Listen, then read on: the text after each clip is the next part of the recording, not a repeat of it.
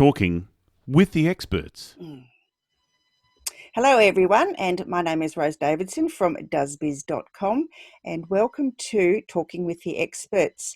My guest today is Alan Stevens, who is an international profiling and communication specialist who has worked with international clients, the likes of Disney Films and Gillette, and high-profile organisations like the Australian Federal Police to help them to understand how people tick.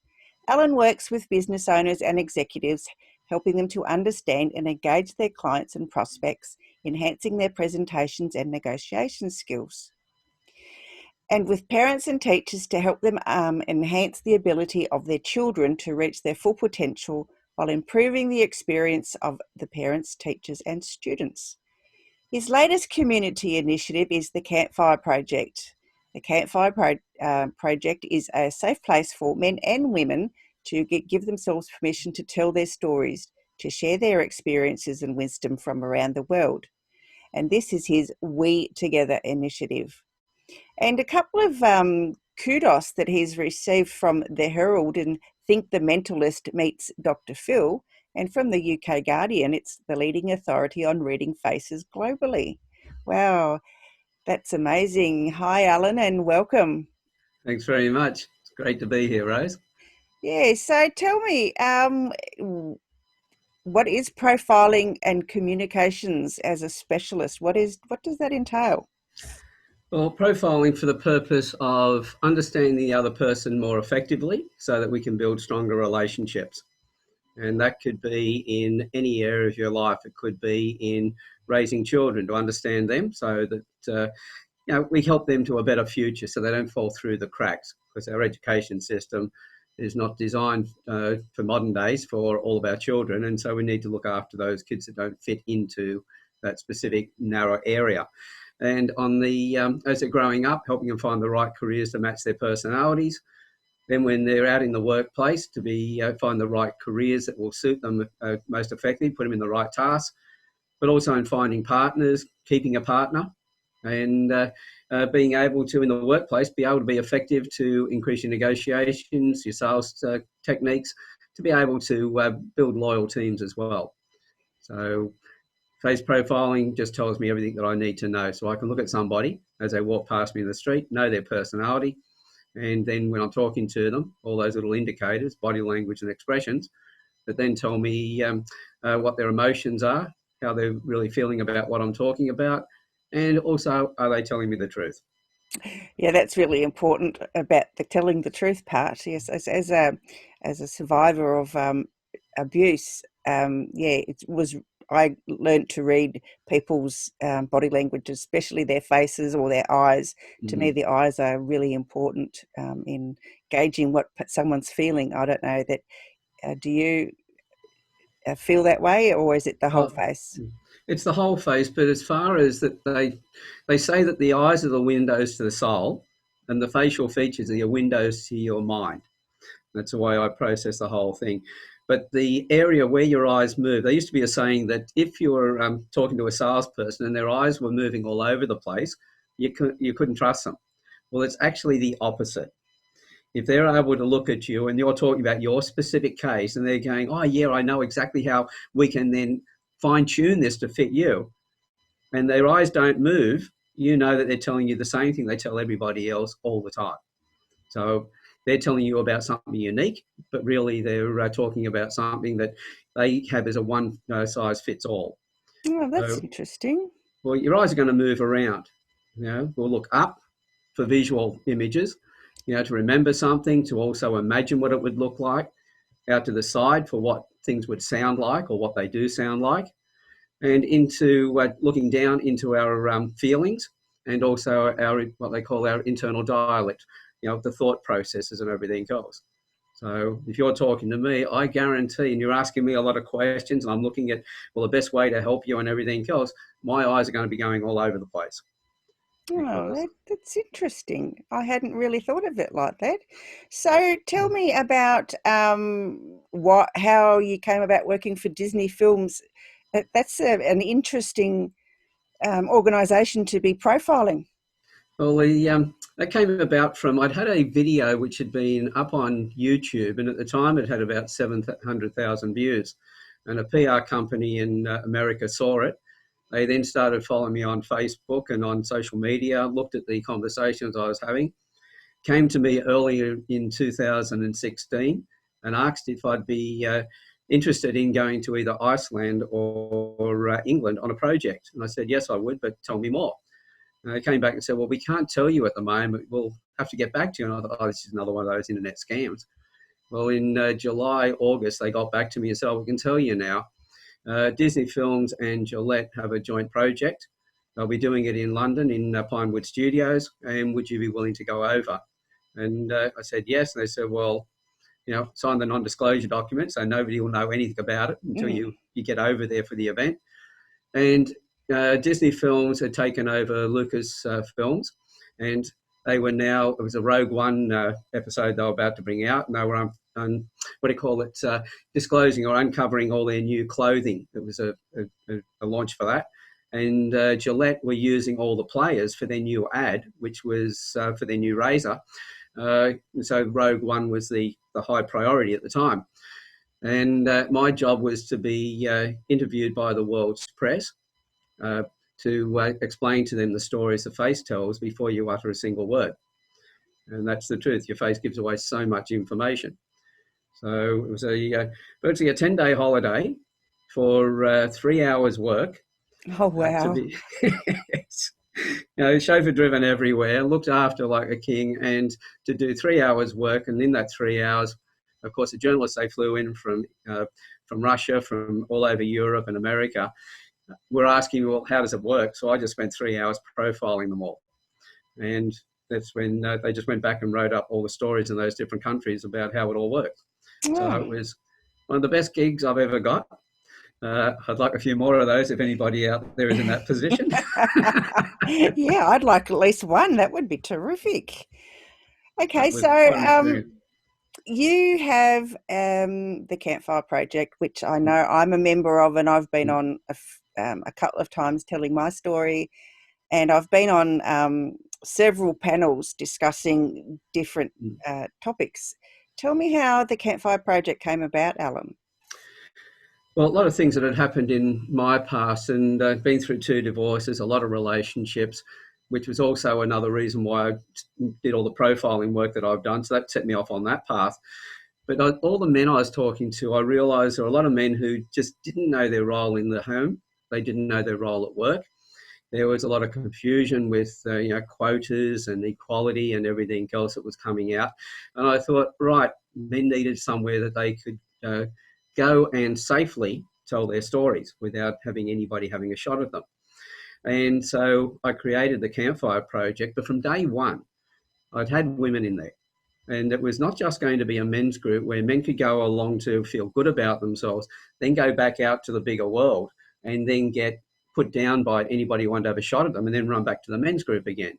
I wanted those men to, it's like if you've been at school and you've done a degree or a course, how do you know you're any good at it until you step out and you go into the bigger world and you actually apply it? So I thought, right, here's a chance for them to have that, but also having women in the group, for those women to hear what men could speak like when they were able to open up. And secondly, for those men to then realise that women are there and get into conversations with them. So it was always planned that women would also be involved in the one-on-ones and also then the panel discussions. And it was when I started running the panel discussions with the men that the women just started sending me personal messages saying, we've never heard men talk like this before. We love it. We want to get in conversations with them. And I went, great. The women are now asking to get involved, which I wanted from the very beginning, but I had to wait until they were ready to do that. So it came about for that particular reason, to create a community where people could learn to speak to each other in a respectful way, so that they could talk about the things that were deep in their past that had been holding them back for a long time. There was a chance to do some self-repair, some self-growth, at the same time to be around other people and realise that they weren't just on their own. There are other people who have not been through the same thing, but been through similar things. And they had camaraderie in there. Because I know that We've got all these young sports stars and young men out there who are trying to be the man. They're trying to be better than everybody else. And therefore, what a horrible place to be, because it's as lonely as anything.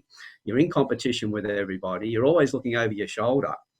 And what men should be striving to become is a man and being the best version of themselves. Because when we attract people who are similar to us.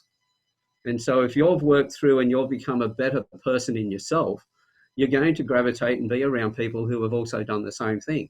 Now you have camaraderie. You have a lot of friends and everything else. You're growing your community. Everybody on the planet has a gift of one form or another. There are no two people with the same personality. So when they get together, they all contribute to creating a greater community. And that's what the Campfire Project was designed to do. And it's been doing that quite effectively. And it's just going on 2 years now. Yeah, I know it's absolutely an amazing place, and I know that it's helped a lot of people, men and women alike. Yeah, I don't know. It's just amazing. I can't say anything. I can't even find a better word than amazing. It's great. It's a great place.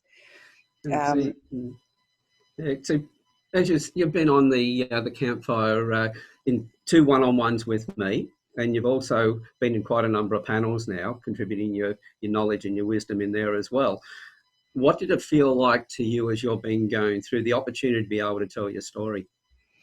I think it was cathartic. The first one maybe not so much, but the second one was a lot better. I think getting it out there and hopefully finding other people that have been through similar situations, to know that that they're not alone, that their story, not the same as mine, as you said, but similar, and know that they can survive through it.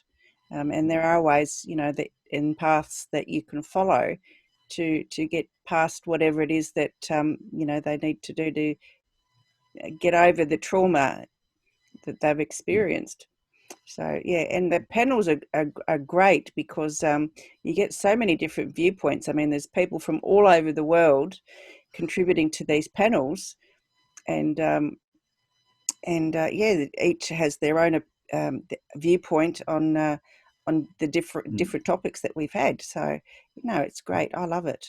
Yeah, well, so we've had now 77 panel discussions. We've had over 160 one-on-ones. And then we've got Scott Carson's been running some Facebook Lives on there as well. So we've got a lot of activity. I think there's probably close to 100 and over 200 hours of videos sitting on there in the last 2 years. So there's plenty there to watch. But it's been the fact that on all of those, I am yet to have heard anybody be rude to anybody else. Everyone's shown total respect. If they don't agree with what the other person said, the question has always been, well, explain to me, how does that work? Tell me more. Yep. And, and this is the way a community should be. We see on Facebook far too often, somebody will put a comment up and then other people will jump in and take sides. And all of a sudden you've got two fractions having a go at each other. Yeah, and you've got that trolling thing going on as well. So yeah, that's quite hurtful and harmful to who's ever involved, especially if the person who's being trolled is fragile. That's it. And the Campfire Project, as I said, I advertised it to get people to come in who had wanted, have been desperate to actually say something. Can never find a place before to be able to do that. So now to be able to come in and, share their stories so they can have somebody actually hear them. Yeah. And so as soon as that happened, I thought, well, right, I've got a moral obligation to make sure that the place is extremely safe. Yeah, and it's very important that people are heard too. I don't think there's enough of that going on in the world. People have viewpoints or opinions or whatever, but they're too frightened to express them these days because of the negative feedback that they're going to get. And people should be able to express themselves without fear of retribution or that's it, negative feedback. So tell me about the We Together initiative. I know that I'm part of that as well, and that's part of the Campfire Project. It sort of goes hand in hand. Tell me a little bit more about that. Well, the whole lot virtually comes together as one, because I'd looked at it before and I realised in 2003, because of all the abuse against women, the Me Too movement started, and then which solved it was needed at the time to work on a lot of issues that were going on. There were people who, though, did abuse the situation, and in 2018, the Men Too movement came out to combat some of that. It's when you have, and it's the same as I said on Facebook, you've got people taking sides. When you're not looking at the problem together, then you're going to be looking at it from a different standpoint. It's like if I put the number 6 on the ground between the two of us, and you read it from your side and I read it from my side, one of us is going to read 9 and the other one's going to read 6. And so the end result is we're not going to see things exactly the same. But when we're together, shoulder to shoulder, looking out at the problem, then we can talk about it. We're not looking at each other being the blamed or the reason why that problem exists. We're looking at it and going, right, well, there is things that abuse against women, there's things against men, etc. If we look and go, right, where's the cause of this? Where did it come from? What's the, not just a symptom that we're dealing with, but what's the actual cause? Then we can work on that together and eradicate it almost immediately. Whereas if we're on separate camps, there's so many angst and mistrust that we never find a solution. So getting back to your profiling and, the workplace and so forth, how can business leaders or, supervisors or whatever, how can they become better leaders and managers through communication? One of the things we find at the moment, I'd say that the number of leaders across the board is very few as opposed to the number of managers. We look at people as being resources. They're not, they're assets. Resources we leave on the shelf, we let them collect dust. Assets we look after, we cherish. When you've got somebody that you're able to read and understand and speak to them in the way that they need and want to be spoken to, the end result is they're going to be happier and they're more productive. It's the same as in a personal relationship. We have love when we know that we contribute, that we have a place, that we belong. And so it's the same thing at work. If you don't feel that you contribute, if you feel that you're being micromanaged all the time, that you're not respected for the work that you do, you don't feel that you've got a place. So the end result is you only do the amount of work you need to do to keep your pay coming in. And therefore the management will then micromanage you even further to make sure that that happens, and therefore you withdraw even further again. So management skills have really, when we come to people, have destroyed a lot of organisations. And going into COVID, a lot of organisations, the moment they went into COVID and lockdown, they had to shut their doors because they had nothing in reserve, because they didn't have that relationship with their staff and therefore didn't make the same amount of money. When you've got staff that are disengaged, because at the moment 87% of the workplace, from the Gallup research in 2018, it'll be worse today, were disengaged. In 2016, it was 66%. So it went up another 21% in the period of 2 years. So we have people who now have been working from home, and management's worried because now they've got to try and get those people back into the workplace, and people were going back with resentment because they were productive at home, and now they've got to go into the workplace, and it might be 2 or 3 extra hours a day in travelling. They're not spending that time that they've really got used to being around their spouse and their children and having some more time with their kids. So those that were able to work from home before don't want to go back. So the management really needs to be able to read the people. They understand their personalities. They know how to talk to them. They know what tasks will suit them as well. And if a person is happy in their work, they're more productive. Yeah, I agree.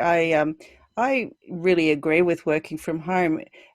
Because of everything's, most things are done through the internet these days, and you really don't need to have a lot of face-to-face contact. I mean, there's always Zoom calls or FaceTime or whatever. You can, talk to your boss. So I don't know why people are so against others working from home, staff members working from home. They're obviously thinking that perhaps they're not as productive. But as you say, they're more productive because they're more relaxed and more comfortable because they're not under so much pressure to be I don't know, micromanaged, because I so dislike being micromanaged. I mean, and I think it's got one of the worst traits of a manager is to micromanage others. It's awful. Because what they're saying is they don't trust you. Well, that's great for loyalty, isn't it? Yeah, But exactly. I'll take you back to the 1980s when I was with Telecom. I had one staff member who came to me one day and he had some issues and couldn't, it was struggling to get into work at 8 o'clock every morning. And so I let him come in later. And I knew a couple of the other staff after a period of time started complaining because he was coming in later and they were still coming in at 8 o'clock. And I said, well, remember those jobs that you guys hate? Have you noticed any of you doing any of those jobs? He said, no. They all said, no, we haven't seen that. We thought things had improved. No, I said, no, he's doing them. Because I gave him, he needed some space to be able to fix problems at home and come in later. He would then take on all the jobs that nobody else wanted. And he was happy to do that. So he was loyal to me and their life was made happier. And once they realised, because their issue was about the fact of the number of hours that they were in the office. He was in there less hours. So it was an hours thing. It was a feeling of somebody getting something that they didn't.